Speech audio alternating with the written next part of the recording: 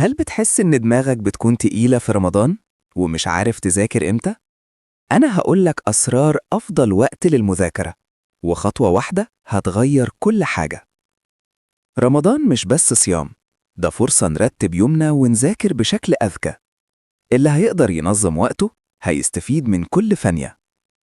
أغلبنا لما بيصوم التركيز بيقل والطاقة بتقل بعد السحور، بس مش كل أوقات اليوم متساوية. في أوقات دماغك تكون في أوج نشاطها.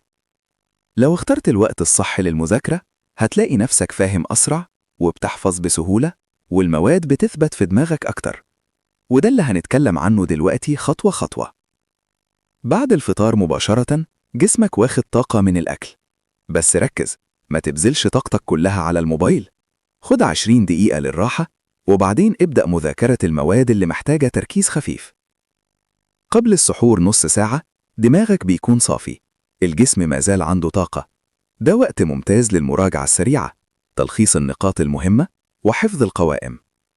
بعد التراويح دماغك ارتاحت من اليوم، وطاقة التمرينات الخفيفة خلت الجسم في وضع ممتاز.